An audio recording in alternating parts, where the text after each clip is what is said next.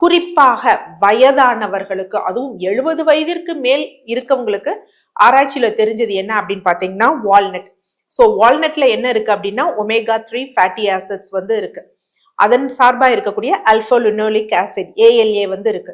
இதுவும் என்ன அப்படின்னா அல்சீமர் டிசீஸ் மட்டும் இல்ல, வயதானவர்களுக்கு வரக்கூடிய ஞாபக மறதிக்கு வந்து நல்ல ஒரு தீர்வு கொடுக்கறது. ஸோ அப்ப டெய்லி வந்து பாத்தீங்கன்னா ஒரு 7 வால்நட், அரையா உடைத்த வால்நட் வந்து எடுத்துக்கணும். ஸோ முன்னொரு பதிவுல கூட வந்து என்ன அப்படின்னு பாத்தீங்கன்னா வால்நட் வந்து 7க்கு மேல வந்து எடுக்கக்கூடாதா, பாதி உடைத்தது அப்படின்னு.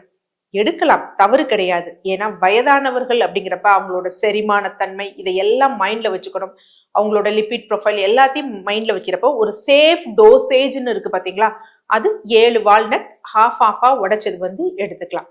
அடுத்து அசைவம் சாப்பிடுபவர்களாக இருந்தாங்க அப்படின்னா omega-3 ஃபேட்டி ஆசிட்ஸ் அற்புதமாக கிடைக்கக்கூடிய மீன்கள் இருக்கு. மத்தி மீன், அயலா மீன். ஸோ இந்த மாதிரி மீன்களை வந்து நம்ம வந்து எடுத்துக்கிட்டோம் அப்படின்னா நமக்கு அந்த omega-3 ஃபேட்டி ஆசிட்ஸ் இருக்கும். அதே மாதிரி விட்டமின் B12, விட்டமின் B6 நிறைந்த உணவுகள்.